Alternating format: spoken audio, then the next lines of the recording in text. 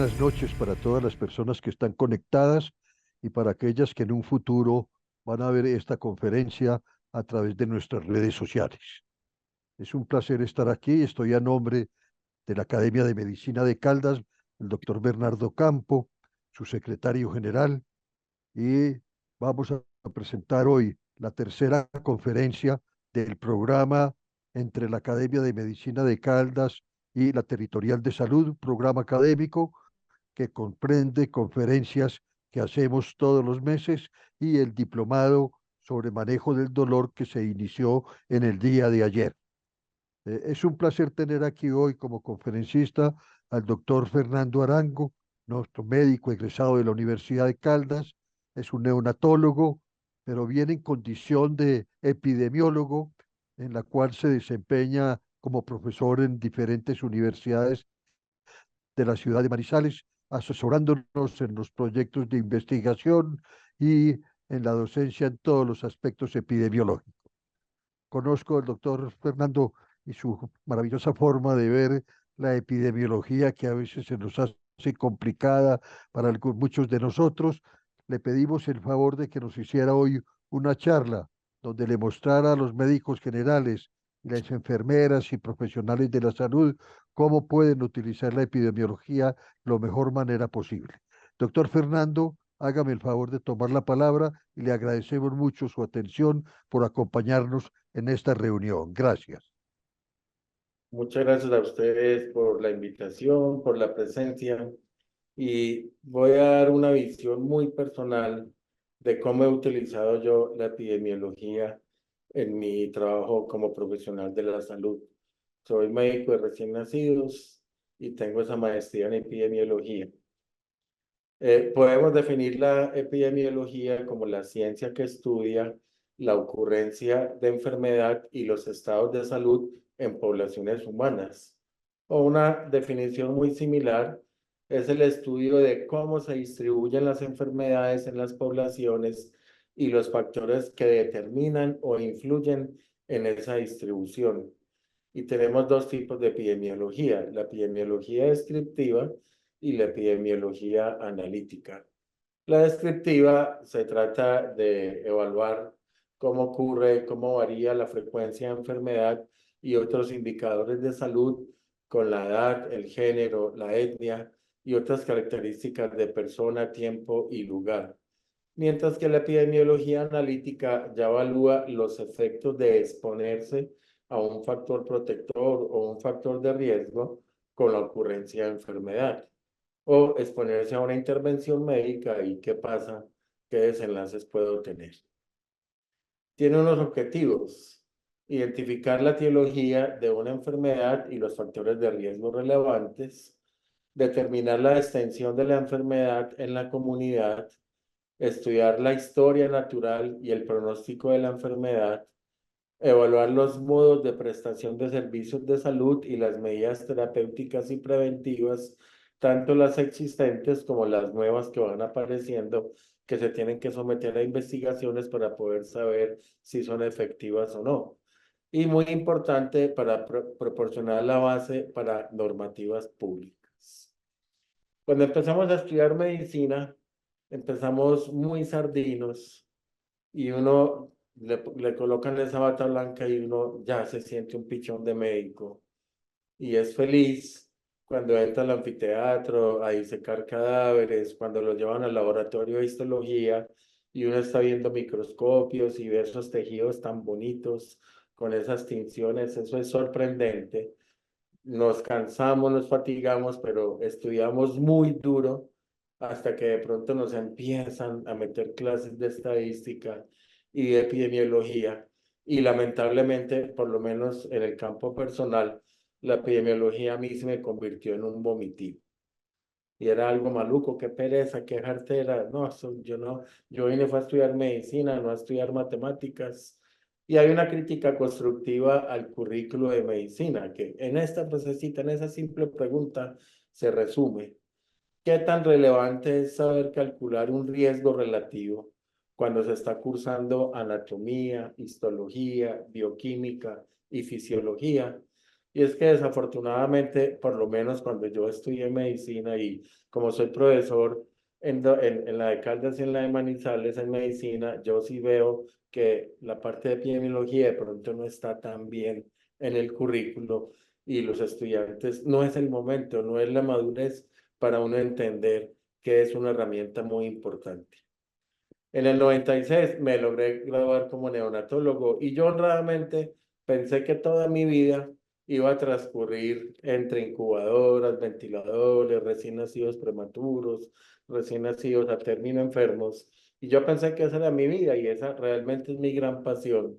Y jamás en la vida se me pasó por la cabeza ser epidemiólogo, hasta que en el 2002 el Centro Latinoamericano de Perinatología y Desarrollo Humano, el CLAP, que en la actualidad se llama el Centro Latinoamericano de Perinatología, Salud de la Mujer y Reproductiva, ellos decidieron hacer una presencia más activa en los países de América Latina y el Caribe y quisieron hacer lo que se denominó la red de centros asociados al CLAP.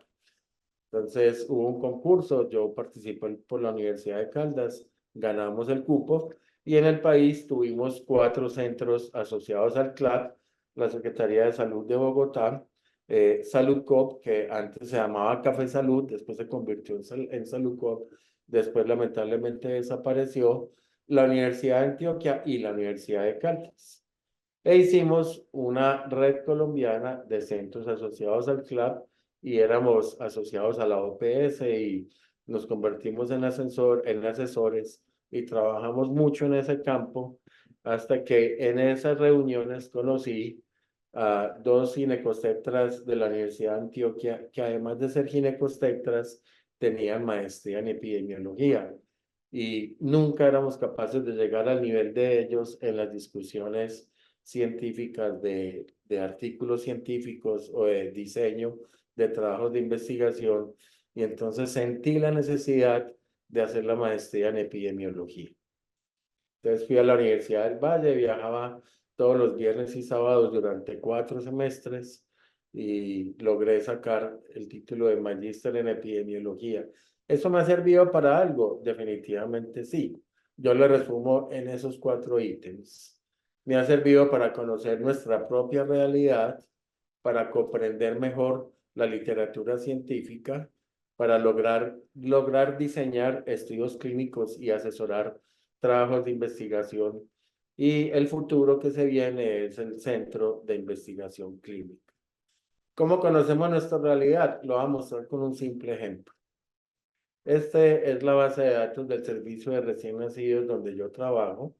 La clínica Hospedale, llevo ya 15 años y medio y desde el primer paciente que ingresó a la unidad, yo voy llevando una base de datos donde sistemáticamente le recolecto varios datos, datos antropométricos, las patologías que ha tenido el bebé, con sus códigos de la CIE-10, cuántos días estuve en ventilación mecánica, en cuidado intensivo, surfactante, etcétera, etcétera. Y miren, ¿para qué me sirve a mí eso? Hace 20 días nació Jerónimo, un recién nacido prematuro de 34 semanas de gestación, que lo llevaron a cesárea urgente porque venía en podálica y realmente en la ecografía habían visto que venía en podálica y estaba en trabajo de parto pretérmino avanzado, pero durante la cirugía el ginecobstetra vio que el bebé giró. Al girar se le enredó el cordón umbilical y tuvo una circular apretada al cuello. El niño nació deprimido, me tocó reanimarlo, algo que con muy poca frecuencia se hace, que es llegar hasta las compresiones torácicas. Y el niño se trató de manejar de una manera no invasiva con un CPAP nasal, pero le falló y se fue a ventilación mecánica. Llega el papá al servicio a conocer el bebé y lo ve en esas condiciones. Obviamente le da mucha angustia, se puso a llorar, pero si yo no tuviera mi conocimiento de mi propia realidad mediante esas bases de datos y convertir esos datos en información, yo no le hubiera podido mostrar esto, pero lo tenemos afortunadamente y entonces yo le digo al papá, mire, tranquilo, el niño de 34 semanas aquí en el servicio tiene una probabilidad del 99.4% de salir con vida. la gran mayoría nos salen vivos. Confiemos, pongámoslo en manos de Dios y tranquilo que el niño va a salir. De hecho, 2 días más tarde ya Jerónimo estaba estubado, iba muy bien y ya Jerónimo en este momento está en su casa. Si yo no conociera esa propia realidad, no podría darle con bases sólidas al papá esa tranquilidad. O, por ejemplo, conocer que en la literatura científica nos dicen que si uno nace prematuro y tiene sexo masculino, tiene una probabilidad más alta de fallecer comparado con las niñas. Algunos estudios muestran un 53% más. Incluso hay una revisión sistemática publicada en el 2018 donde en 32 estudios incluidos en esa revisión sistemática, 26 se encontró una diferencia estadísticamente significativa entre sexo masculino y mortalidad. Miren los datos de nuestro propio servicio de recién nacidos, nuestra propia realidad. Y si analizo todos los egresos, sin importar la edad gestacional, se nos han muerto el 4.1% de las niñas, mientras que el 6.3% de los niños. Y esa diferencia, como lo muestra la literatura científica, es estadísticamente significativa. Si miro solamente a los prematuritos, 6.4% de las niñas, 9.9% de los niños. Igual pasa cuando miro solamente los menores de 1.500 gramos al nacer, donde la mortalidad es mayor en los niños que en las niñas. Y en nuestro servicio, en esos niños de menos de 1.500 gramos de peso al nacer, tenemos un 81% más de probabilidad de que si es un varoncito de menos de 1.500 gramos de peso al nacer, fallezca, comparado con la niña. También me ha servido para comprender la literatura científica, o sea, que uno se enfrente a un estudio y no trague entero. Hasta que yo fui epidemiólogo, yo tragaba entero y leía y muchos artículos que no eran válidos, yo los tomaba como ciertos. Y es que en el 79, este doctor Stephen Locke, él era el editor del British Medical Journal y escribió en un editorial algo que me impactó mucho, que pocas cosas son más desalentadoras para un editor médico que tener que rechazar un artículo basado en una buena idea, pero con defectos metodológicos irremediables. Y se destapó el escándalo. Se llamó el escándalo de la pobre investigación médica en el 94, donde el doctor Altman, un estadístico súper duro, muy famoso en el mundo, incluso hay pruebas estadísticas que llevan el apellido de él. Entonces, él dijo que nosotros necesitamos menos investigación, mejor investigación y la investigación realizada por las razones correctas. Y ese es el doctor Altman, donde él hacía una reflexión. ¿Qué deberíamos pensar acerca de un médico que utiliza el tratamiento incorrecto, ya sea intencionalmente o por ignorancia, o que utilice el tratamiento correcto en forma errónea, como por ejemplo prescribir la dosis incorrecta?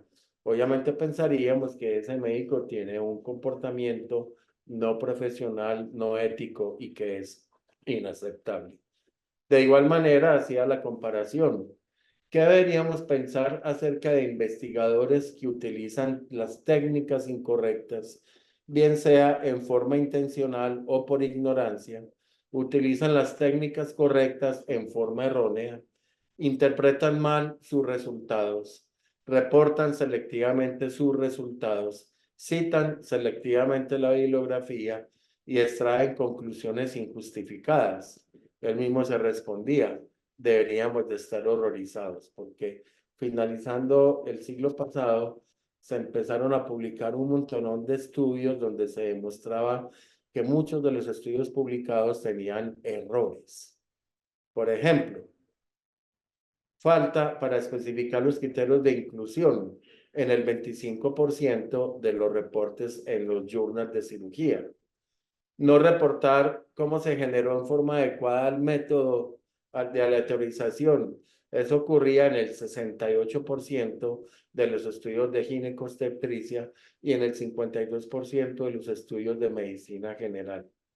no reportar el mecanismo utilizado para ocultar la asignación aleatoria, de manera que el investigador no pueda predecir el próximo paciente a qué grupo es y él seleccionar su muestra, porque uno como investigador siempre trata de favorecer su hipótesis de investigación. Entonces, si me llega un paciente menos comprometido, lo voy a meter al grupo de intervención y un paciente más enfermo lo meto al grupo control. Y eso ocurría en un porcentaje muy alto en diferentes tipos de journals científicos, no hacer enmascaramiento, etcétera, análisis incorrecto de múltiples observaciones, 2 de cada 3 estudios en journals de artritis reumatoidea, y así por el estilo. O sea, se destaparon un montón de errores. Por ejemplo, estudios con medicamentos para tratar el cáncer solamente reportaban el diseño estadístico en el 20% de las veces. Estudios en psiquiatría, 40% con errores estadísticos serios. Y así, lo mismo pasaba en ginecobstetricia, etc. Con respecto al poder, tamaño de muestra, etc. Entonces, solamente el 16% de los ensayos clínicos controlados aleatorizados con resultado negativo que eran publicados tenían un suficiente poder estadístico para detectar una diferencia relativa del 25% y solo el 36% para una diferencia relativa del 50%. Mejor dicho, un montón de errores en los artículos científicos que se estaban publicando. Y aquí hay otro tipo de ejemplo, que es cometer errores cuando se publican, y es una revista súper prestigiosa, el New England Journal of Medicine. En el 2013 se publicó un estudio muy importante donde querían evaluar si la dieta mediterránea realmente prevenía la enfermedad cardiovascular. Y realmente en el análisis que ellos hicieron, sí, la variable de desenlace principal era obtener un accidente cerebrovascular o un infarto de miocardio. Y eso ocurría en 8.1 por cada 1000 personas año si yo recibía dieta mediterránea suplementada con aceite de oliva extra virgen, o 8 por cada 1000 personas año si yo comía una dieta mediterránea suplementada con nueces. Mientras que la dieta control, la incidencia era más alta y esa diferencia fue muy significativa, sobre todo para las tasas de accidentes cerebrovasculares. Pero 5 años después, los mismos autores de esa revista se retractan. Y entonces dicen, le escriben al editor del journal: mire, ofrecemos disculpas, pero debido a irregularidades en los procedimientos de aleatorización, nosotros nos queremos retractar del artículo que publicamos en el 2013. Hemos reanalizado los datos y los queremos publicar nuevamente. Y ya no encontraron esas diferencias tan significativas entre prevención de enfermedad cerebrovascular o cardiovascular. Lamentablemente el daño ya estaba hecho, porque antes de que se retractaran, el artículo ya había sido citado 1895 veces en diferentes estudios, revisiones sistemáticas y artículos de revisiones narrativas, recomendando la parte preventiva de esa dieta. Con eso conocí que hay un grupo que se llama Retractation Watch. Ellos vigilan cuando los artículos se retractan. Y después se publicó un artículo que nos pone a reflexionar. ¿Por qué la mayoría de hallazgos en investigación pueden ser falsos? Y nos dan unas claves. Mientras más pequeño sea el estudio conducido en un campo científico, menor será la probabilidad de que esos hallazgos de investigación sean ciertos. Mientras más pequeño sea el tamaño del efecto, o sea, la diferencia entre un grupo y el otro, sea pequeñita, es más probable que eso no sea cierto. A mayor número y selección de relaciones evaluadas en un campo científico, o sea, múltiples asociaciones entre factores o de riesgo o exposición a algo, y tener un desenlace, menor será la probabilidad de que esos hallazgos sean ciertos. A mayor flexibilidad en el diseño, en las definiciones de caso, en los desenlaces y en los modos analíticos, igual va a ser menor la probabilidad de que los hallazgos sean ciertos. Lo que nos pasó en la pandemia del COVID, que era una carrera para encontrar las vacunas contra el coronavirus, y a mayor financiación y otros intereses y prejuicios, menor será la probabilidad de que esos hallazgos sean ciertos. O mientras más candente sea el campo científico, el mismo ejemplo me sirve, después empiezan a aparecer publicaciones que de pronto no eran tan eficaces. También, bueno, ¿qué vacuna hay? ¿Cómo se puede mejorar la calidad de la investigación? Se han inventado tres cosas: el registro de los ensayos clínicos, las guías de reporte de investigaciones y las destrezas en nosotros apreciar críticamente esa literatura científica. ¿Qué son los registros? Entonces son páginas donde si yo diseño un estudio clínico controlado, lo tengo que registrar en una página de esas. Aquí hay un ejemplo: clinicaltrials.gov, que es de la Biblioteca Nacional de Medicina, o sea, del Congreso de Estados Unidos, los mismos dueños del PubMed o PubMed, donde si yo quiero registrar un ensayo clínico controlado que diseñe, entonces primero tendría que pertenecer a un grupo de investigación reconocido por ellos para que me dejen registrarlo. Pero también hay muchos. Este es otro ejemplo: la página o el registro australiano y neozelandés para registrar ensayos clínicos. Pero la Comunidad Europea también tiene, y eso es un absurdo porque es tantos que hay, que la Organización Mundial de la Salud tiene una plataforma para encontrar ahí diferentes páginas de registro. Es absurdo. Si la Unión Europea tiene, ¿para qué Alemania y para qué Holanda van a tener en forma independiente sus páginas de registro?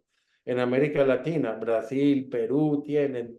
Y entonces a mí me parece que es un absurdo. Debería haber una sola página para yo registrar mis estudios. Pero, ¿para qué sirve eso? Mejora la transparencia de los ensayos clínicos controlados aleatorizados, disminuye el reporte selectivo de resultados potencialmente falsos positivos y disminuye el sesgo de publicación, porque hasta entonces la mayoría de estudios eran financiados por la industria farmacéutica, y cuando los estudios daban resultados negativos, es decir, que ese medicamento no servía, usualmente no lo permitían publicar. Y eso es lo que se llama el sesgo de publicación.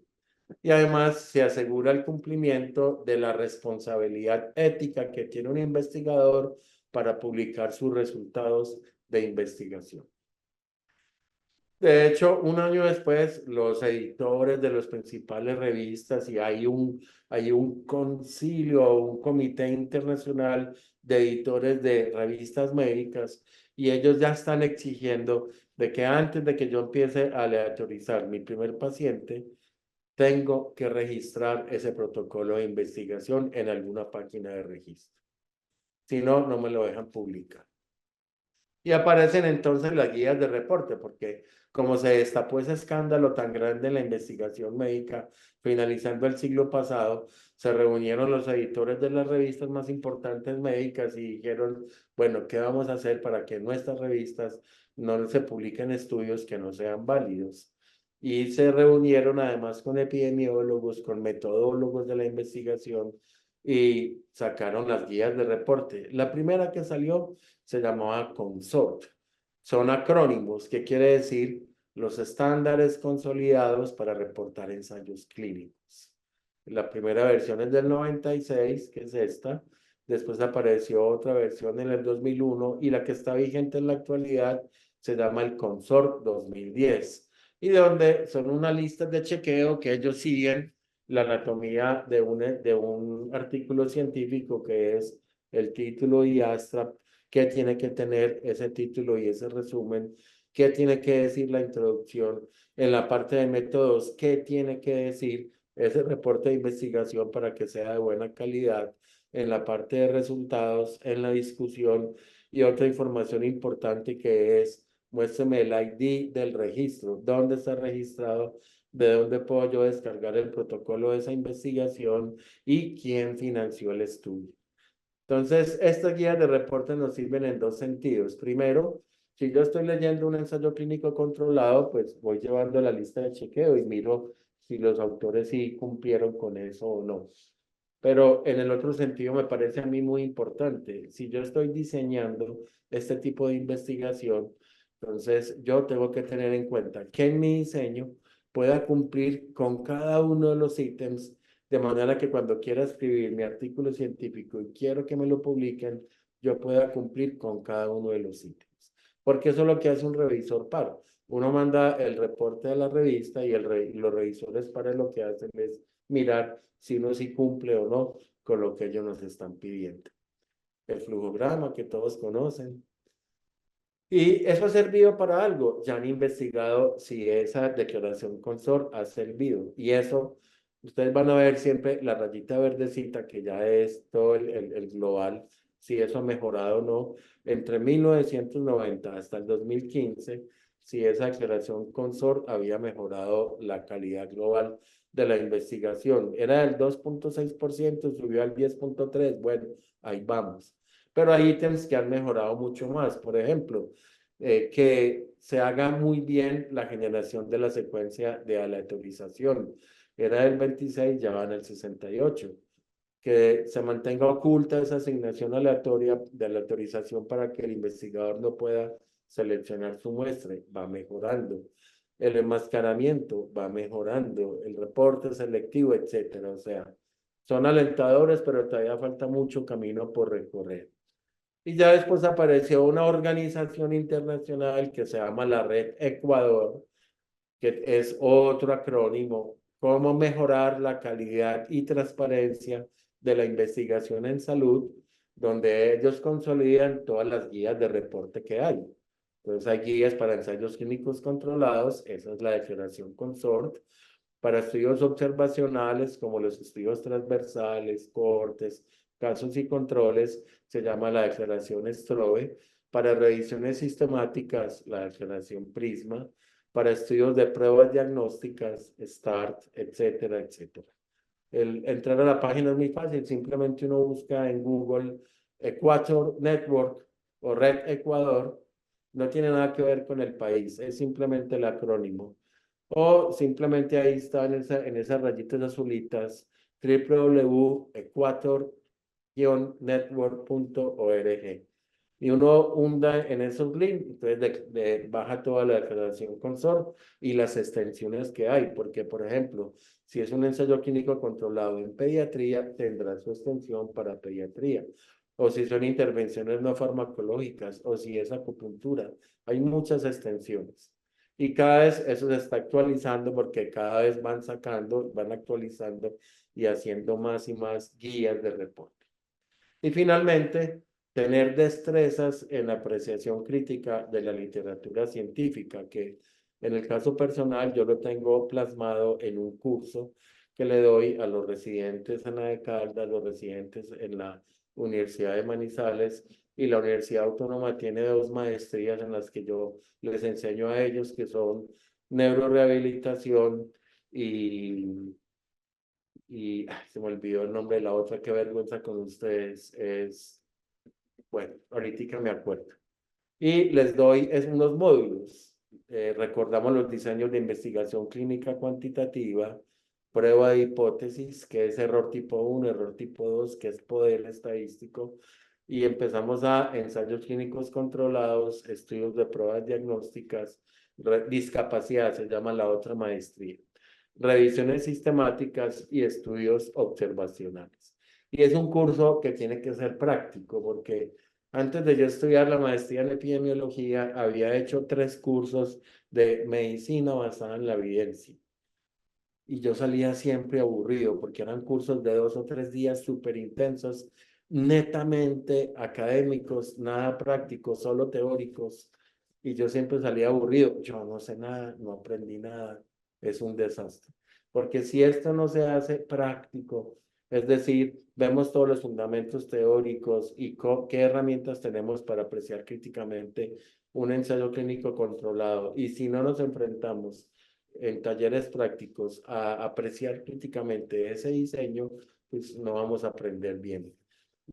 Lo que yo me sueño es que estos cursos se den en el pregrado de enfermería, de odontología, de fonoaudiología, de psicología, de medicina, o sea, de manera que el profesional de la salud, desde que egresa de su facultad, ya tiene las destrezas para apreciar críticamente la literatura científica y que si va a ser un club de revistas, lo haga de una manera mejor, no simplemente resumir un artículo científico, sino hacer una crítica constructiva y saber juzgar si lo que dicen ahí es válido o no es válido y qué esperaría yo en mis pacientes si yo aplicara esa evidencia científica.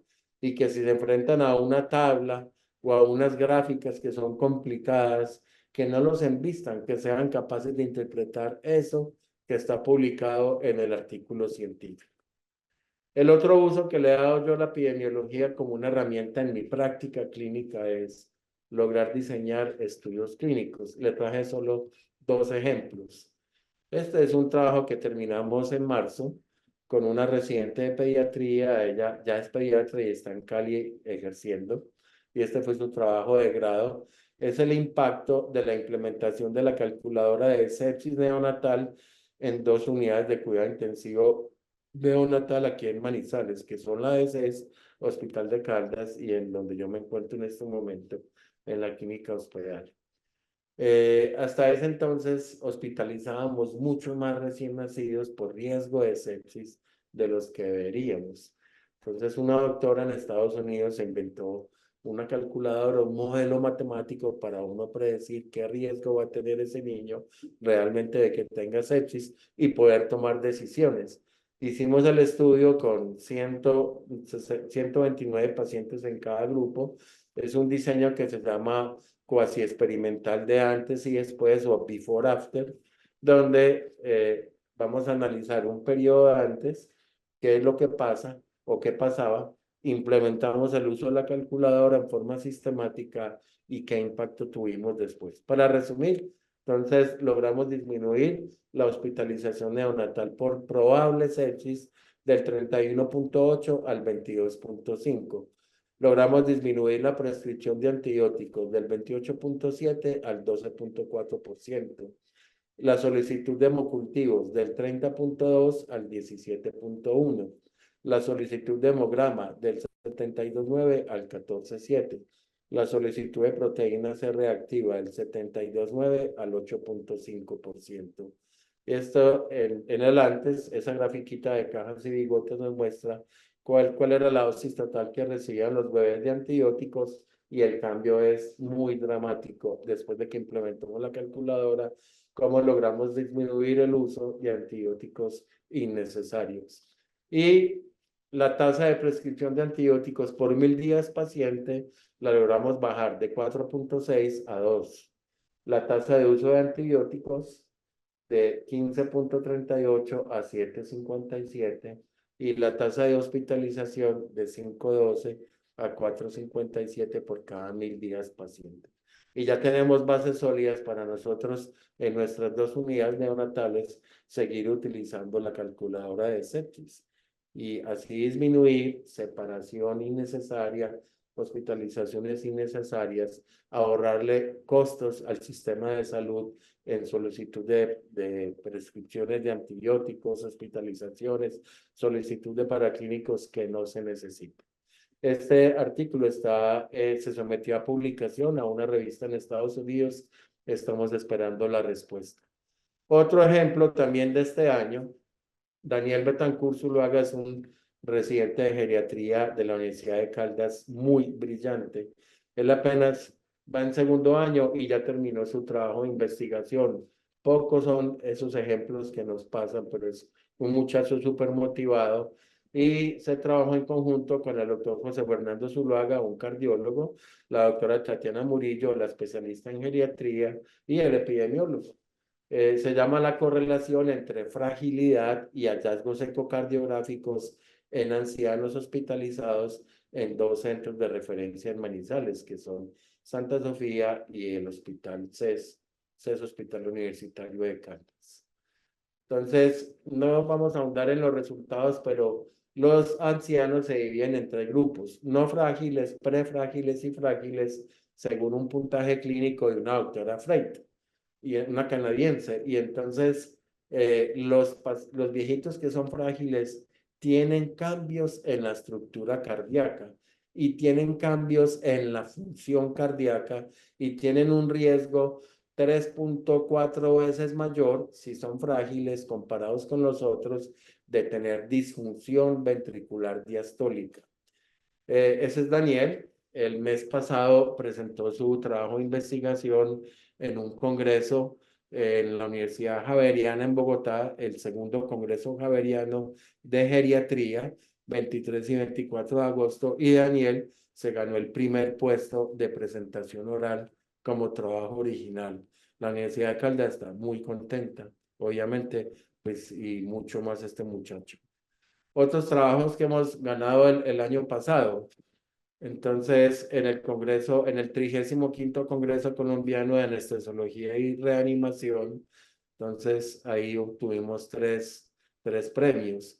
Este es un estudio que se hizo con Andrés Felipe Murillo, residente de anestesiología, y Alexander Trujillo, un anestesiólogo espectacular que está haciendo un doctorado en ciencias de la salud. Y el estudio es comparación de los niveles de cuerpos cetónicos y glucosa capilar tras la ingestión de 3 diferentes líquidos claros 1 hora antes de la cirugía en pacientes ambulatorios de 1 a 47 meses. Fue un ensayo clínico controlado. El segundo puesto con validación de un instrumento tecnológico para la identificación automatizada de estructuras nerviosas de imágenes del nervio ciático popliteo capturadas por ultrasonografía. Y el segundo puesto con la evaluación ecográfica preoperatoria del contenido gástrico en niños 1 hora después de la ingesta de líquido claro. Eso no es para vanagloriarnos, simplemente es para demostrar que uno puede utilizar la epidemiología como una herramienta para diseñar buenos estudios de investigación y para mejorar el nivel de la investigación en el área de influencia. Y algunos artículos algunos están publicados en diferentes revistas a nivel internacional. Y el futuro que se viene es el Centro de Investigación Clínica, que ya es un futuro presente, porque el 25 de junio el INVIMA le dio el aval al CES Hospital de Caldas y su Centro de Investigación Clínica para poder nosotros realizar ensayos clínicos controlados, aleatorizados, que ustedes saben que ese es el top en la investigación, ¿cierto? En la jerarquía de la evidencia científica tenemos las revisiones sistemáticas de ensayos clínicos controlados y segundo están los ensayos clínicos controlados. Y uno como epidemiólogo es como el sueño de uno de lograr hacer no investigación observacional, sino ojalá investigación de tipo experimental. Y esa era mi visión personal, ¿cierto? A mí yo pienso que a mí sí me ha servido haber hecho esa maestría en epidemiología y contra lo que pensaba mi familia, lo que pensaban mis amigos.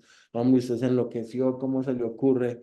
Pero sin embargo creo que yo combino mi trabajo como neonatólogo y como epidemiólogo y veo la epidemiología como una excelente herramienta para poder entender muy bien nuestra propia realidad, para poder entender muy bien lo que dice la literatura científica, que al fin y al cabo nosotros cómo vamos cambiando, cómo vamos actualizando nuestros manejos en el campo mío, en estos recién nacidos, si no es con estudios científicos. Si son estudios que no son válidos, pues la vamos a embarrar y vamos a utilizar unas intervenciones o que son perjudiciales o que no sirven para nada.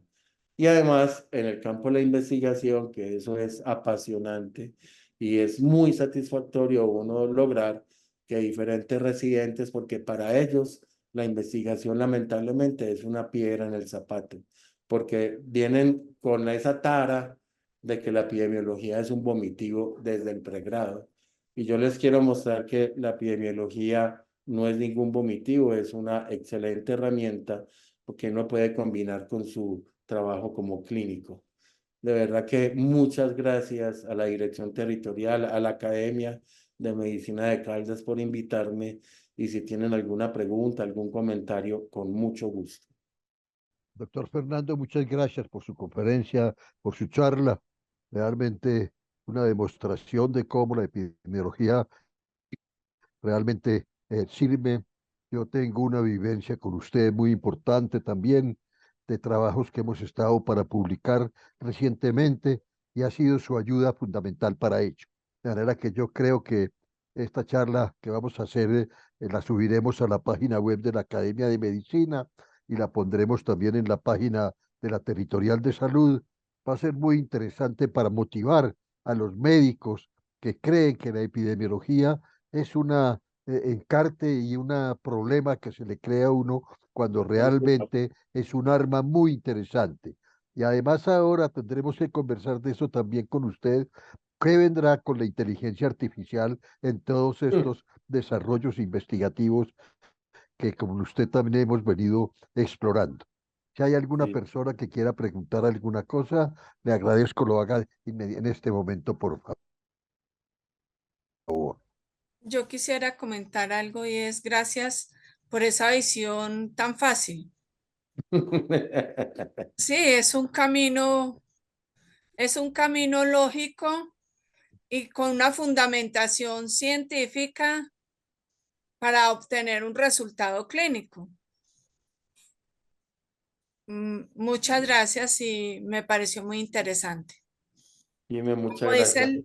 el doctor Fernando, la compartiremos porque sé que va a ser del gusto de muchos de nuestros usuarios.